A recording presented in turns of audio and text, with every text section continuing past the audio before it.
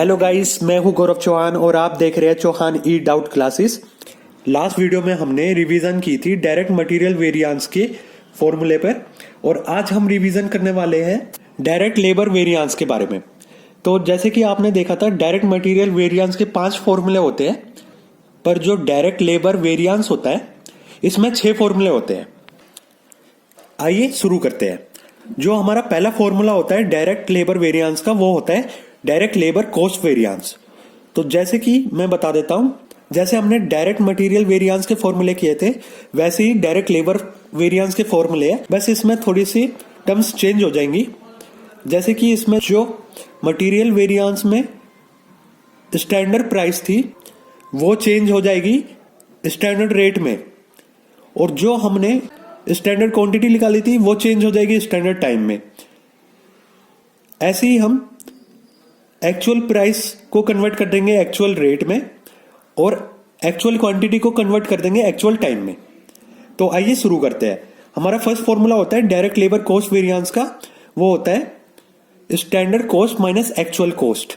तो आपको पता है हमारी स्टैंडर्ड कॉस्ट कैसे निकलती है? स्टैंडर्ड कॉस्ट निकलती है हमारी standard rate into standard time for actual output. और एक्चुअल कॉस्ट कैसे निकलती है? एक्चुअल कॉस्ट निकलती है actual rate into actual time. हमारा सेकंड फॉर्मूला होता है डायरेक्ट लेबर रेट वेरिएंस। तो डायरेक्ट लेबर रेट वेरिएंस का फॉर्मूला होता है actual time into standard rate minus actual rate. तो जैसे कि मैंने लास्ट वीडियो में भी आपको बताया था कि सबसे पहले हम सोल्व करेंगे ब्रैकेट वाली वैल्यूज को, उसके बाद हम इंटू कर देंगे एक्चुअल टाइम को। तो जैसे कि standard rate minus actual rate पहले सोल्व करेंगे, उसके बाद जो हमारे पास वैल्यू आएगी इसको सोल्व करने के बाद हम उसको इंटू कर देंगे एक्चुअल टाइम से। तो हम इसको शॉर्ट फॉर्म में भी लिख सकते हैं। एक्चुअल टाइम को AT लिख सकते हैं, स्टैंडर्ड रेट को SR लिख सकते हैं और एक्चुअल रेट को लिख सकते हैं AR, जैसे कि हमने मटेरियल वेरिएंस में किया था। तो एक बार और रिवाइज कर लेते हैं। डायरेक्ट लेबर रेट वेरिएंस को लिखते हैं हम actual time into standard rate minus actual rate. अब हम बात करते हैं थर्ड फॉर्मूले की, जो कि है डायरेक्ट लेबर इफिशिएंसी वेरिएंस। तो डायरेक्ट लेबर इफिशिएंसी वेरिएंस का फॉर्मूला होता है standard rate into standard time minus actual time.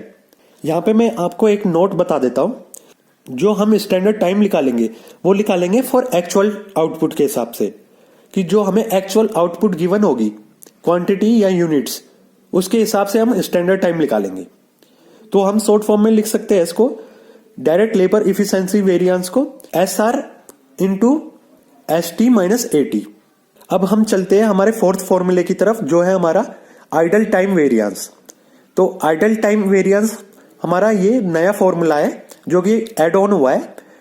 जैसे हमारे डायरेक्ट मटेरियल वेरिएंस में 5 फॉर्मूले थे, सेम टू सेम इसमें भी 5 फॉर्मूले हैं, बस इसमें एक एक्स्ट्रा एड ऑन हो गया। जो 6th फॉर्मूला है हमारा, वो है idle time variance. Idle time variance तब निकालते हैं जब हमें स्पेशली इलिस्ट्रेशन में मेंशन होगा कि हमारा आइडल टाइम या फिर वेस्टेज ऑफ टाइम इतना है। तो हमारा आइडल टाइम वेरिएंस का फॉर्मूला होता है idle time into standard rate. अब हम बात करते हैं हमारे सेकंड लास्ट फॉर्मूले की, जो है डायरेक्ट लेबर मिक्स वेरिएंस। इसका फॉर्मूला होता है standard rate into revise standard time minus actual time. तो आपका ये डाउट हो सकता है कि हमें स्टैंडर्ड रेट और एक्चुअल टाइम तो गिवन है, तो रिवाइज स्टैंडर्ड टाइम कैसे निकालोगे? जो हम रिवाइज स्टैंडर्ड टाइम निकालेंगे वो निकालेंगे total actual work upon total standard work. मतलब आप कह सकते हो जितने हमारे टोटल वर्कर्स है एक्चुअल के अपॉन में जितने हमारे स्टैंडर्ड वर्कर्स है, इंटू हम स्टैंडर्ड टाइम से इंटू कर देंगे। रिवाइज स्टैंडर्ड टाइम हम निकालेंगे total actual workers upon total standard workers into standard time. ये था हमारा रिवाइज स्टैंडर्ड टाइम निकालने का फॉर्मूला। अब हम जो हमारा लास्ट वन है वो है formula direct labour yield variance. तो इसका फॉर्मूला होता है standard cost per unit into standard production for actual mix minus actual production. ये 6 फॉर्मूले थे हमारे डायरेक्ट लेबर कॉस्ट वेरिएंस के। अब हम बात करते हैं कि ये तो हमारे 6 फॉर्मूले हैं, जब हम इनकी वैल्यूज को पुट करेंगे और जो हमारे आंसर आएंगे उसको वेरीफाई करने के लिए भी तो कोई चीज चाहिए कि हमारा आंसर सही है या गलत। उसको कैसे कंफर्म करेंगे? तो उसके लिए आपके पास एक ट्रिक होगी जो कि हम निकालेंगे। जैसे हमने मटेरियल वेरिएंस में निकाला था, वैसे ही हम डायरेक्ट लेबर कॉस्ट वेरिएंस में एक वेरिफिकेशन करेंगे, जिससे कि हमको कंफर्म हो जाएगा जो हमने सॉल्यूशन निकाला है वो सही निकाला है या गलत निकाला है। तो इसमें मैं बता देता हूं, जो हमारी कॉस्ट होगी, जैसे कि आपको पहले पता है कि हम लास्ट वीडियो में बताया था कि वेरिफिकेशन के लिए आपको cost equal to price plus usage होगा, मतलब LHS इक्वल टू RHS होगा। वैसे ही इसमें LHS इक्वल टू RHS होगा, जो कि हमारी कॉस्ट होगी LHS और RHS होगा रेट प्लस एफिशिएंसी। तो जब आप रेट और एफिशिएंसी को प्लस करोगे तो आपका कॉस्ट आनी चाहिए, मतलब जो कॉस्ट लिख ली है इतना आंसर आना चाहिए, तब आपका माना जाएगा कि जो आपने आंसर निकाला है वो सही निकाला है। उसके बाद हम बात करते हैं लेबर एफिशिएंसी कैसे निकालेंगे हम। जो हमारी लेबर एफिशिएंसी होगी वो लिख लेगी आइडल टाइम, मिक्स और यील्ड से। मतलब कि जो आपकी इफिशिएंसी होगी वो इक्वल होगी idle plus mix plus yield, मतलब कि LHS equal to RHS। LHS आपका क्या हो जाएगा?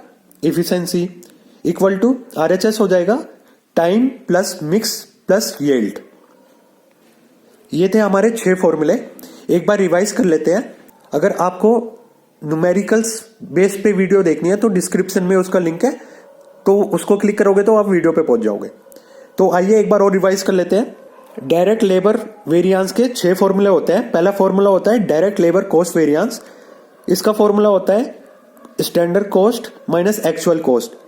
स्टैंडर्ड कॉस्ट निकलती है standard rate into standard time for actual output, और एक्चुअल कॉस्ट निकलती है actual rate into actual time.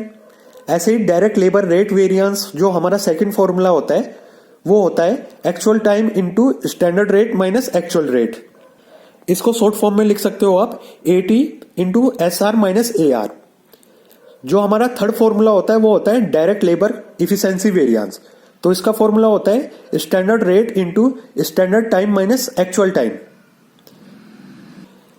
यहां पे हमारा स्टैंडर्ड टाइम क्या होगा? हमारा स्टैंडर्ड टाइम होगा standard time for actual output. जो हम स्टैंडर्ड टाइम निकालेंगे अपना, वो निकालेंगे standard time for actual output के हिसाब से।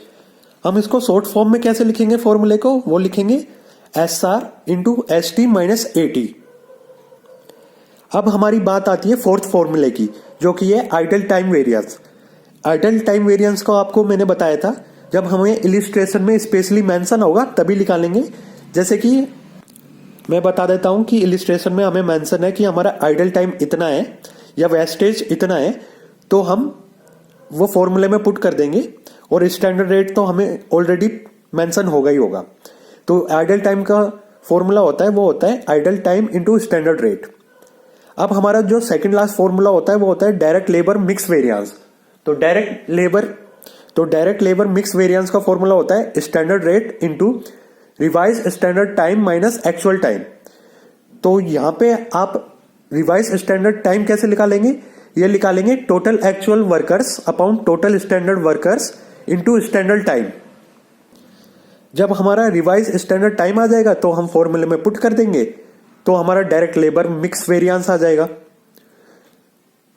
जो हमारा लास्ट फॉर्मूला होगा जो कि है डायरेक्ट लेबर यील्ड वेरिएंस, इसका फॉर्मूला होगा standard cost per unit into standard production for actual mix minus actual production. ये थे हमारे डायरेक्ट लेबर वेरिएंस के फॉर्मूले।